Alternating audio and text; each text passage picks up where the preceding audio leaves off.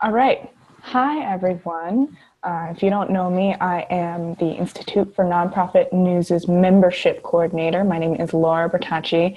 Thanks for making it out here on such short notice with all the crazy stuff that's been going on. I want to introduce Julie Lacouture or Lacouture? Lacouture.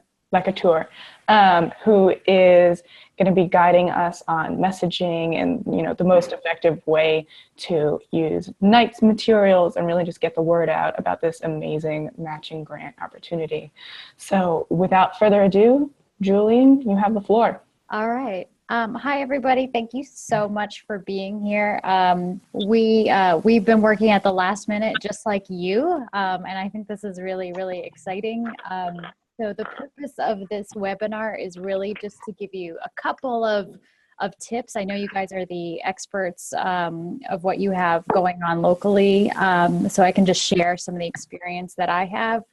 Just to give you a little background, I help nonprofits with online fundraising, and I've been doing that since the early 2000s, and it's evolved and changed. The basics are still the same. I work a lot with organizations in New York and Los Angeles, and also a good deal of public media organizations. So I'm really thrilled to be working with you all. I've opened the chat, so if you have questions during, by all means, put in some questions. I'm going to spend probably about 15 minutes giving you an overview of some campaign materials that we've created for you, and some tips, and then I'm going to open it up to questions. So feel free, and we'll move fast and furious. And if you need anything, just ask. See if I can advance my slides. There we go. So let's just boil down what's really important about the last 2 weeks of the year and about fundraising in general. 3 basic things: your people on your lists, in your world, in your membership, that you give them the opportunity to take action, and that you tell a good story. And anything outside of that are bells and whistles. So let's dig into that a little bit. So with your people, you've got a bunch of different opportunities of people to activate for a really quick campaign. Boards of directors, staff, your existing mailing lists, your existing members and donors, your volunteers, and partners. So think about how you might engage those people first, because those are the people that are closest to you. And we'll give you some suggestions in a little bit.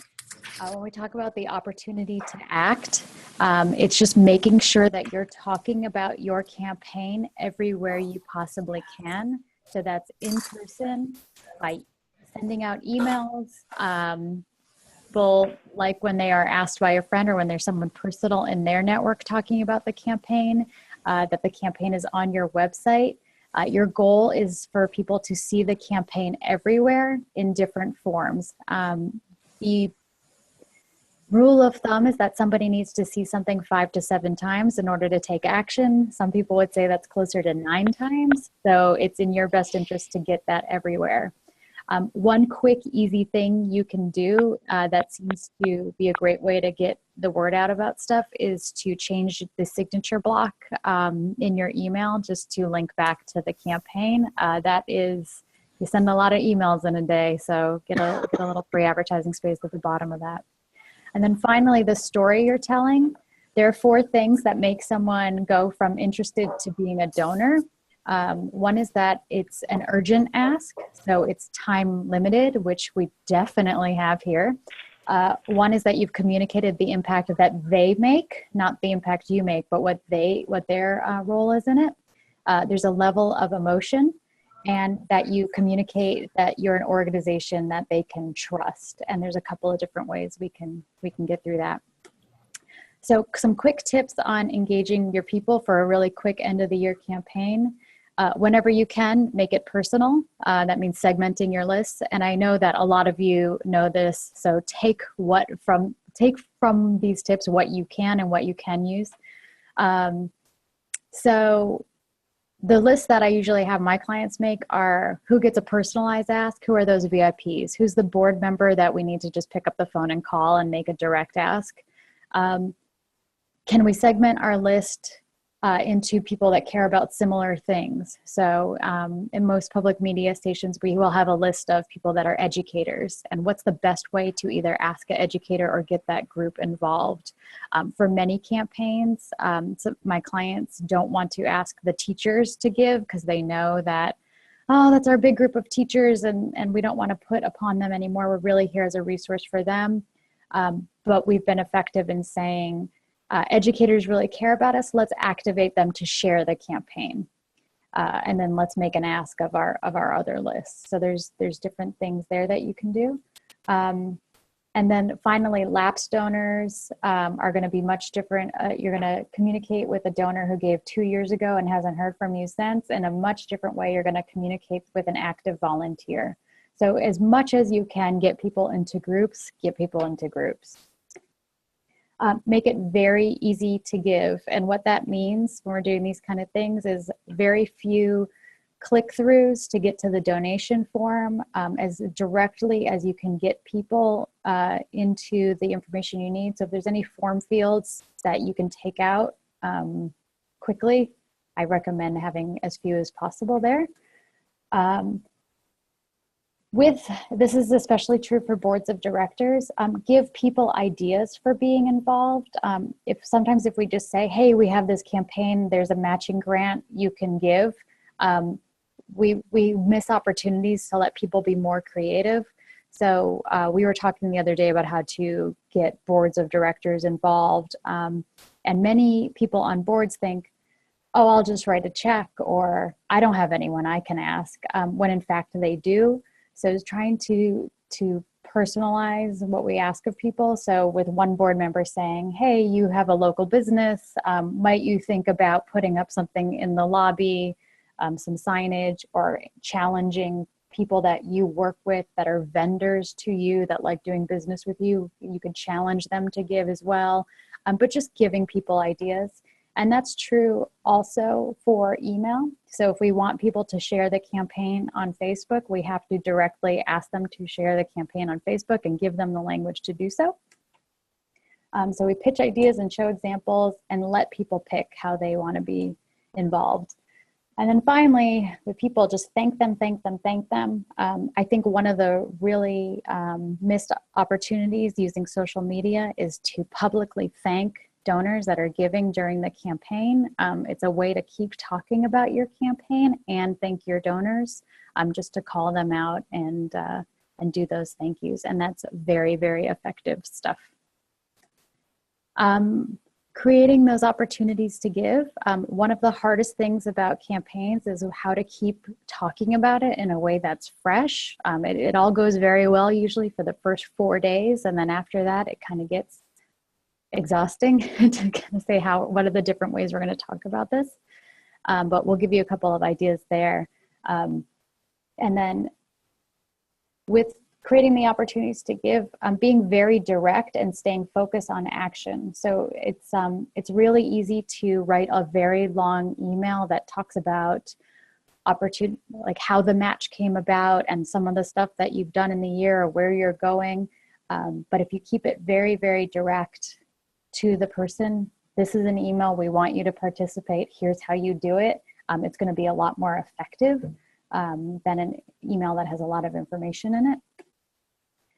Make sure there's always an opportunity to act. So if you're posting on social media about the campaign, that you're including the link to your donation page, that if you're sending an email, it has links in it to your donation page.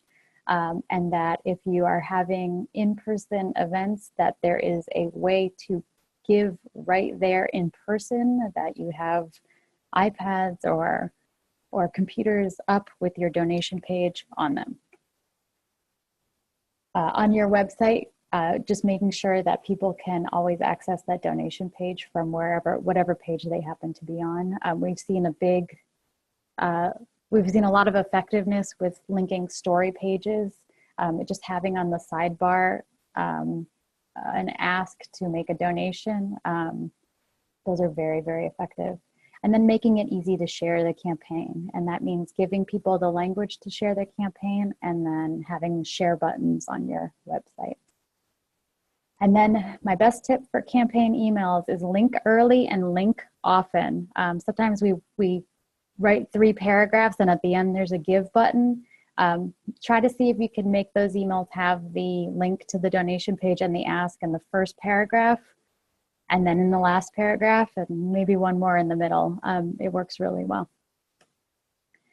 Finally, telling the story of the match. The urgency is inherently in this one.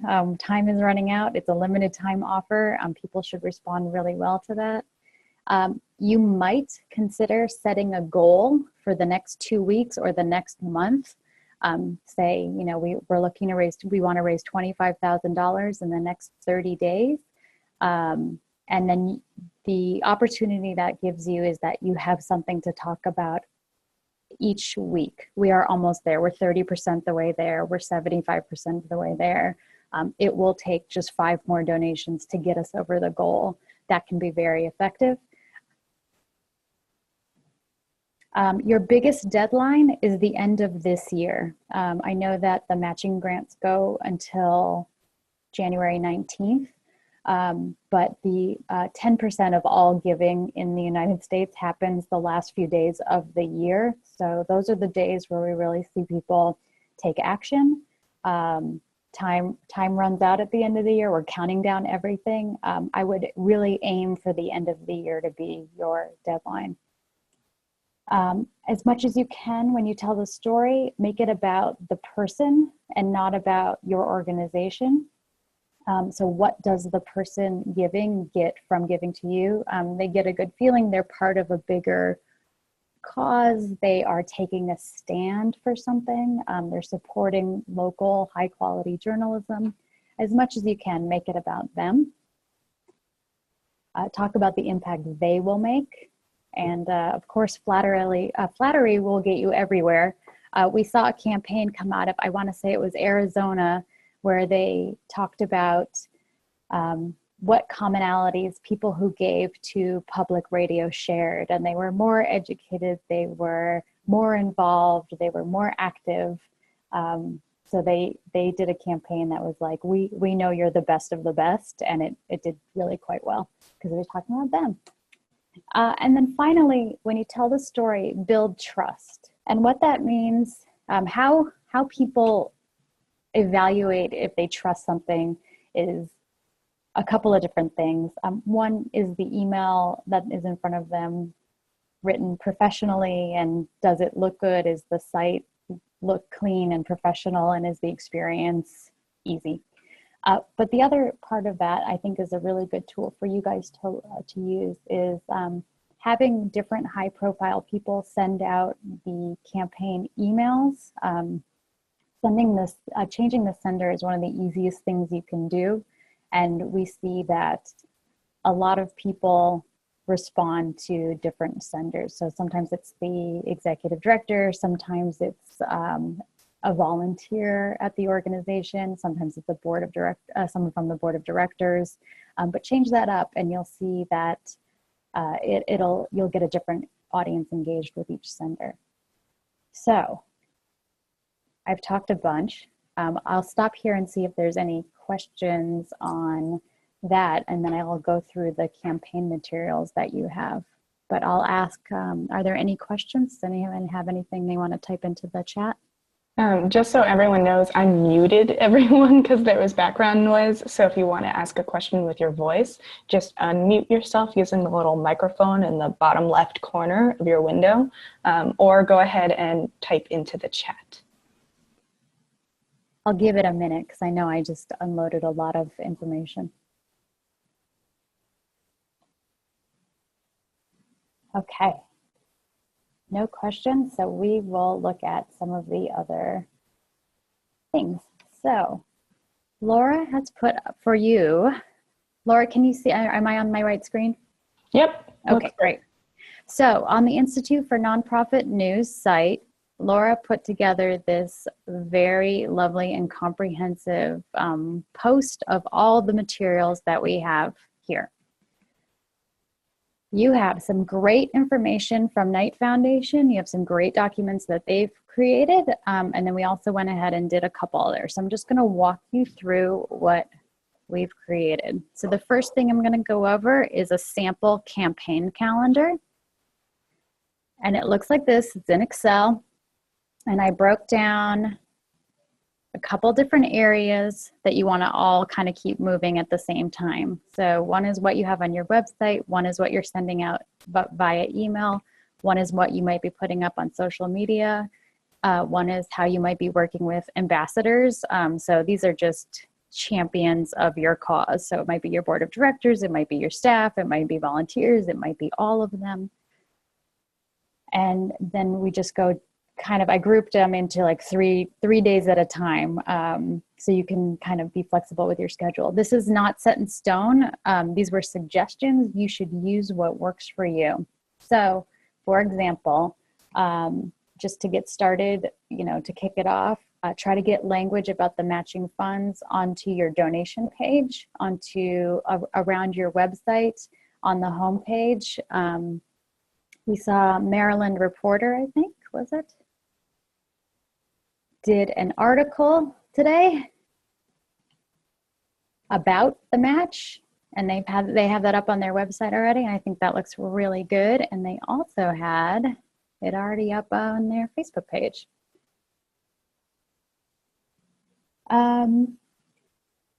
So those would be like where to start with it. By email, sending an email announcing the matching grant to your email list.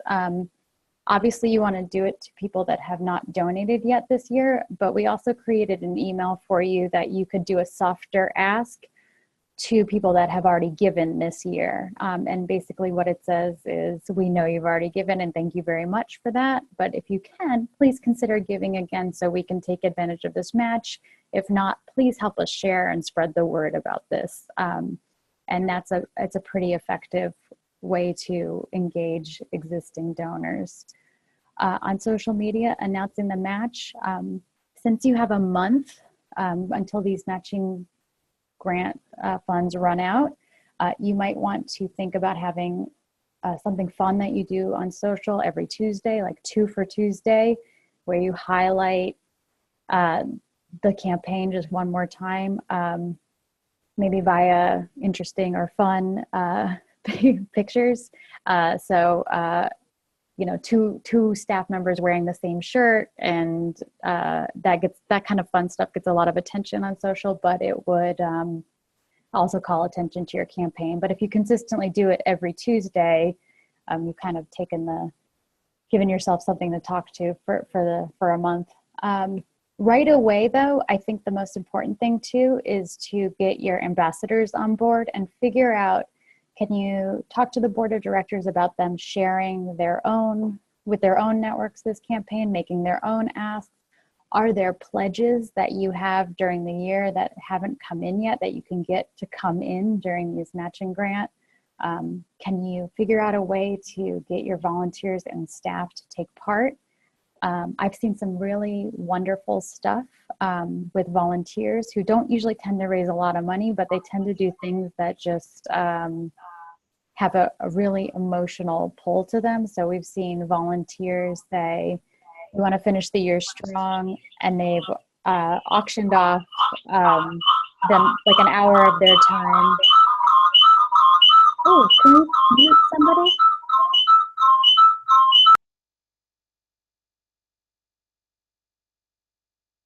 Volunteers say, we want to finish up the year strong. We're going to auction off an hour of our time. We will come wash your car. We will come, rake the leaves in your yard. And they had a really fun time doing this on social media, and they raised a couple $1,000s doing that. But the volunteers all got involved, and it was a really nice show of support for a local station. As you move through the week, we're going to run up into holidays. So trying to figure out how to get that matching grant language into like gift giving season. One thing I have in this calendar that is a best practice is When you send the email announcing the matching grant, obviously not everyone will open your email. A couple of days after you send that email, you might want to send it again to everyone that did not open the email the first time. We've seen that be pretty effective on squeezing a little blood from the stone there, on eking out every piece of engagement. Around the 24th, 25th, you're going to get some people that are way too busy to read email, but you're also going to get a lot of people that have a lot of time in front of their computer via escapism or otherwise. I know I take a break and suddenly my inbox gets very interesting when I'm with my family, but so maybe you have other people like that too. So the 23rd, 24th might be a good time to just resend that first email. One of the things we thought you could do after Christmas holiday is over is share an email that has your top stories of the year, but make it an ask. Make it an ask for people to participate in the campaign. So we created an email for you to send that it says basically, here are our top stories of the year, and you can define house top stories, what that means to you. It could be your top most read stories, your top most shared stories, the stories you guys like the best.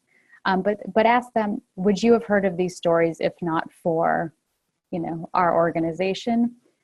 Please give today. It's a really nice email, a nice value add email. You can really kick your social into high gear after Christmas. You'll see a lot more people paying attention there. And also people start thinking about next year. So you can start talking about your plans for 2017 and tying the campaign into that. At this point, I would also reach back out to your ambassadors and get them excited to do a last push. And then we've also written for you for those last couple of days of the year, the 30th through the 1st, a couple of different emails that are just about last chance to give, please give today. On all of the email documents, I encourage you to use what you can and tailor it as much as possible, because you know your people best.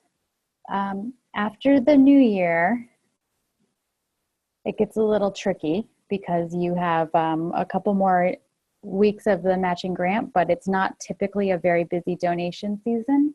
So you might want to continue to push the matching grant in organization communication. So if you're doing any newsletters, if you have daily or weekly news blasts that go out, I would include a banner or at least a line about it.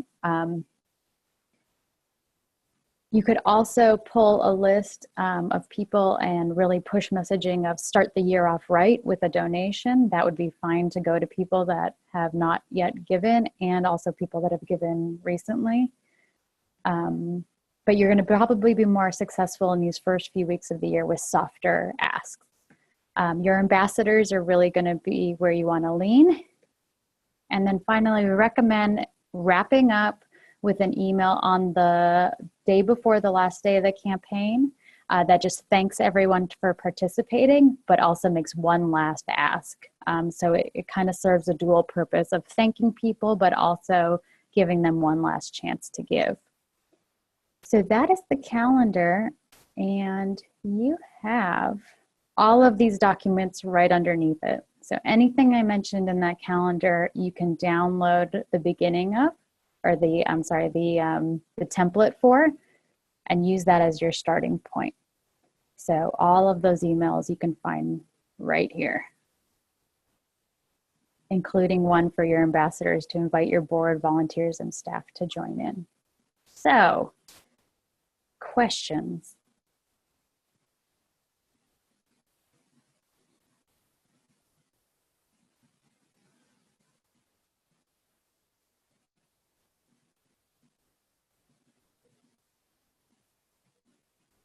Can you hear me? I can hear you, yes. Go for it. Trying to ask you a question. My name is Bruce Mackis with the Society for Science and the Public in Washington, D.C. Hi, Bruce. Thanks for doing this. Hi. A question about, documentation. Are we going to be needing to, what if someone sends a check in? How do we, they get the email and send a check, or we send someone a letter? Are those allowed to be counted? If someone sends you a check? Yeah. Instead Yeah. of on the web. Yes. Yeah. The documentation, I believe, Knight Foundation will have a process for you in January to basically pull a donation record out of your database and say, here are the donations we received during this time period. And you'll submit it to Knight Foundation. But yes, in-person money and checks are absolutely fine. Okay. Thanks.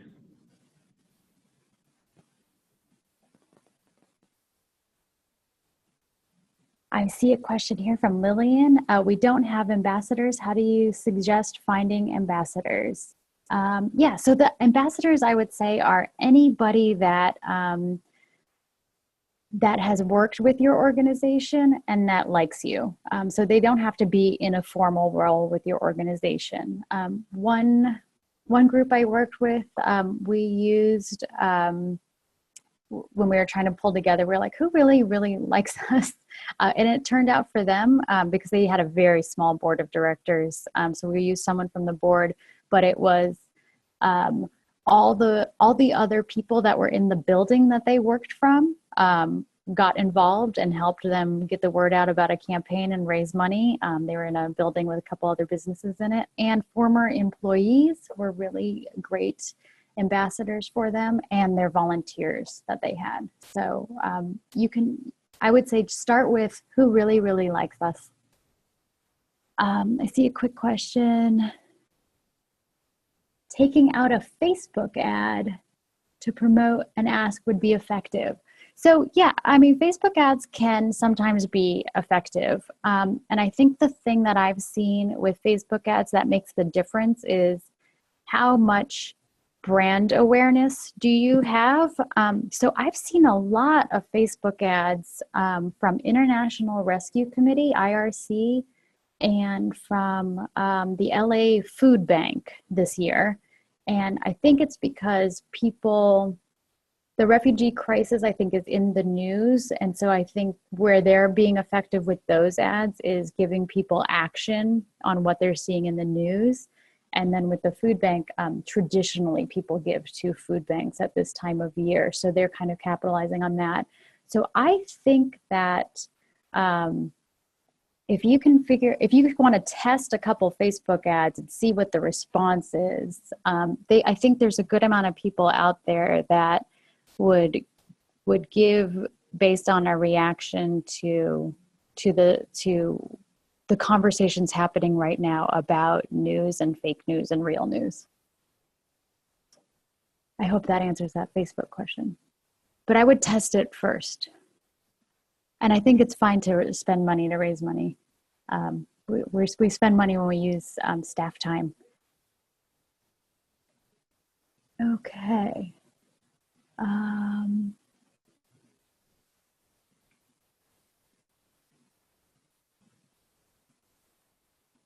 Bruce, I don't know the answer about the memberships that have a contributing membership level that provides philanthropic support. Sue, are you on the line?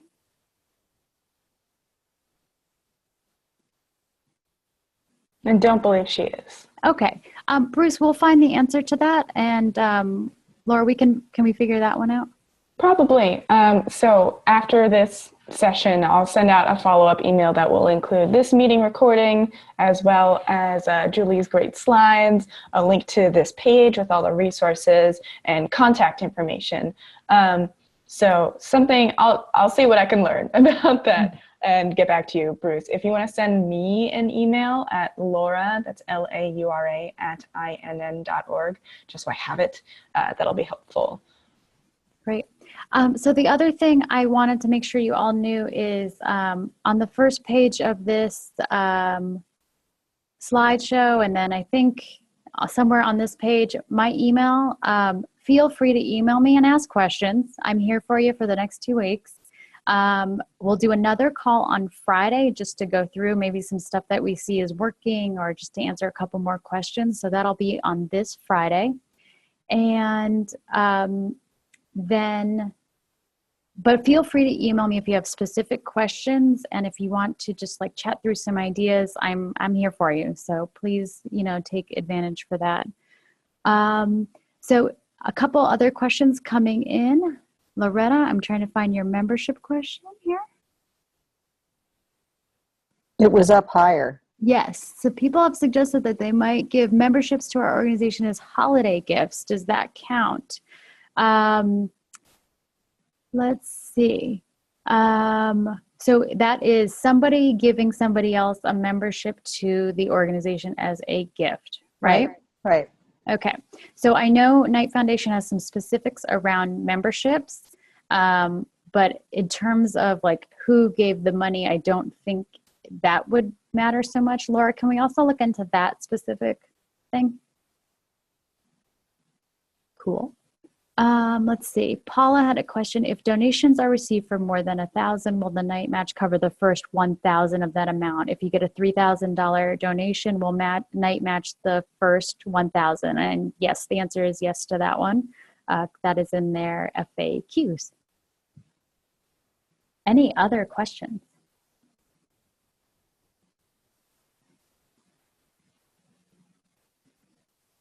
So Laura has put my email up in the chat box there, and by all means, you guys feel free to reach out.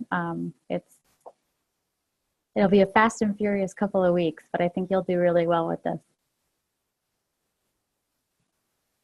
And I just put the Eventbrite link for the next webinar where Julie will be providing some coaching on Friday for how to handle just the final push, the last days of your campaign. So sign up for that through the Eventbrite link. Even if you can't make it during the actual session, I'll do the same thing. I'll send out the meeting recording. It'll be really helpful for you to have.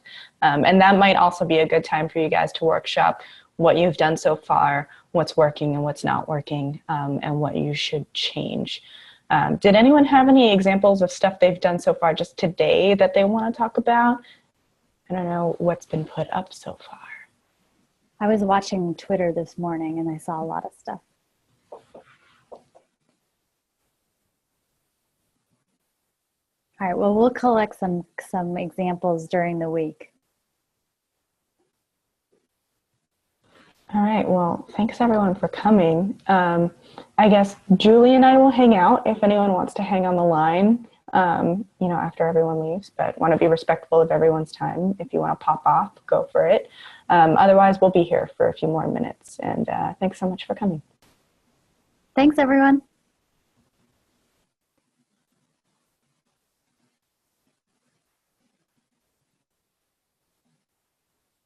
Laura, did you record? I did, yeah. Oh, good. I had a panic attack in the middle of slide 3 that I was supposed to post something and I didn't. No, I got it. And it always takes kind of a while to process, like my computer has to process it and then I have to upload it to YouTube, which takes a little while. So I won't be able to send out the email for, I don't know, probably like 2 hours or so. This is only half an hour, so I think we'll be okay. Okay. But you never really know what's going to happen. Yeah, so we have that. Len's raised $1,600 so far today, including Wow. major lapsed donors. That's awesome. Fantastic. Wow. That's great. That's just one day. That's awesome. The day is young.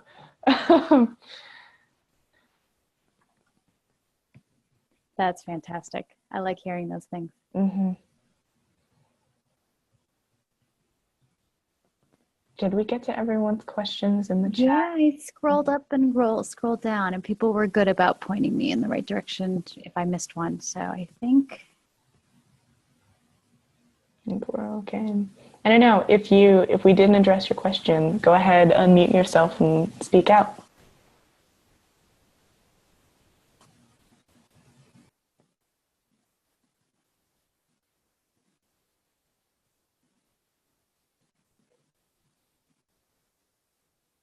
Seems like we don't have any other questions. I don't see too much activity. I don't know. People are still here.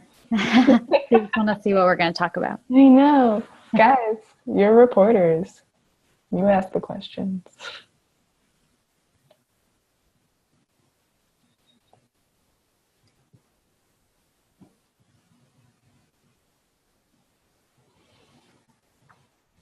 Hi, Hi there. calling Oh, from yay. WDET. I was wondering if this will be available for rebroadcast or redo because we got the information late. What do you mean? Like The webinar? the webinar? Yeah. Yeah, I'm gonna Yes. send the link that I'm gonna upload it to YouTube. It'll take a few hours, but I'll send it out so you can rewatch it. Did you want to like post it somewhere?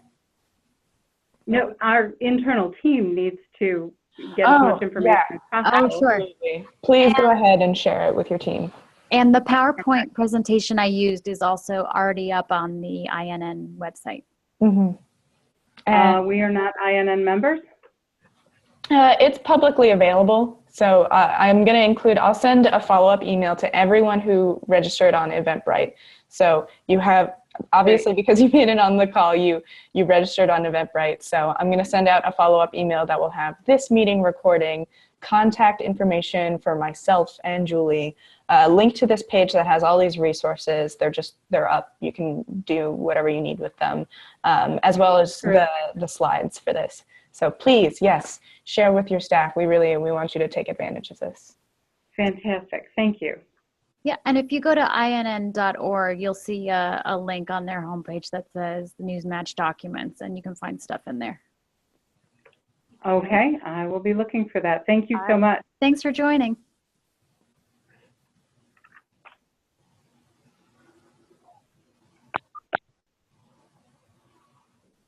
It sounded like there was someone else, but maybe I'm just hopeful.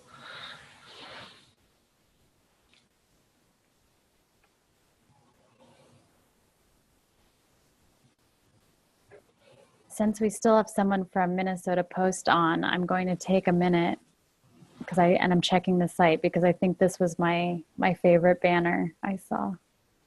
Yeah, Post does a good job. Yes, they did a great job with their.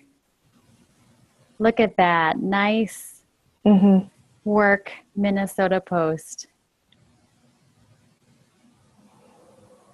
And I like how it stays there while you scroll. So they did a great job. I should use that as an example.